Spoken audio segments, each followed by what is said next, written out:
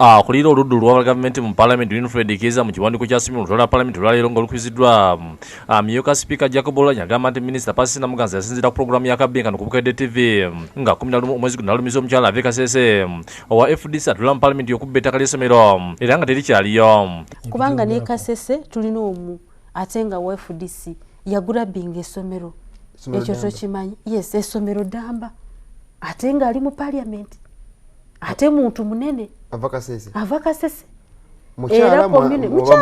mukyala ate si kya bulimba muvubuka bamukadde imwe mwagala kwasanguza naye nga ekyo kikulaga kyova nkugambye nti wekituuka ku bubbi bw'ettaka ebya pati tebiriimu omubbi aba mubbi. Kiiza nga yembako omukyalo we Kasese agamba nti kyagenderwamu okumunona erinnya lyazimbidde ebbanga ng'era tajja kubikkiriza. Tebalina kugenda nga basamwasamwa n'ebigambo kwe batalina evidence n'okwononya amanya g'abantu.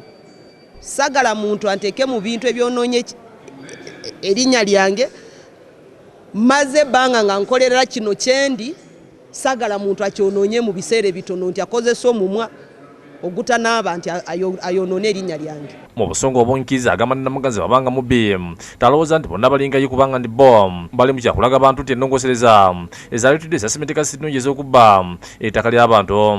Njagala kutegeeza Namuganza nti bw'aba ali mubbi talowooza nti ffenna tuli babbi nga ye. Akimanyi bulungi ssaawa zino tuli ku campaign egamba Bannayuganda nti bagane Article 226 ewa gavumenti obuyinza obubba ttaka lya Bannayuganda.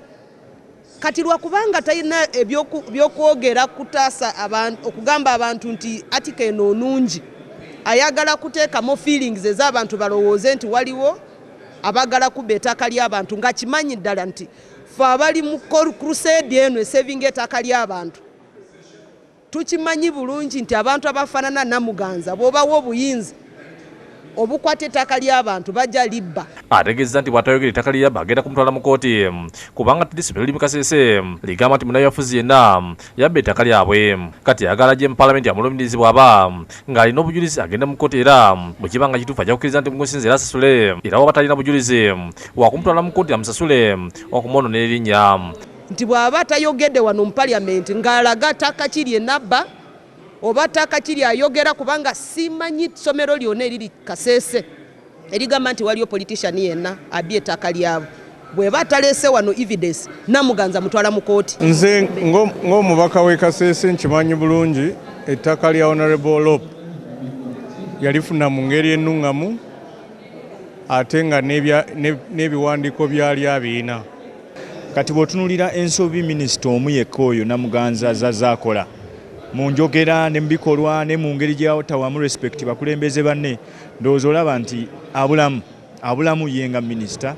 Amyuka Sipiika Jacob Oulanyah awadde Paalamenti okuwabula nga batasobola kubaganya ebirowoozo ku nsonga eno wabula wakuwa ensalawo y'enkomeredde wiiki ejja.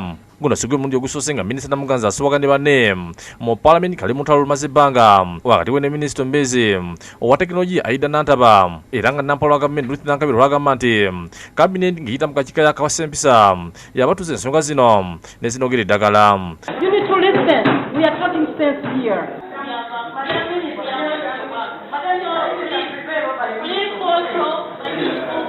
Ennwanagana balinga bakazi bajja Patrice Namuganza basafaringa from village excitement bambi bakatuuka. Twasinkanya ba ministers abo babiri bonna ne batuula wamu ne tuyita mu nsonga zaabwe. Namuganza tabadde butula luno akitegera kisente ali mu ggwanga. Rachael Nakassi, Obeid Lutale kusakidde guli ino lwa Bukedde TV.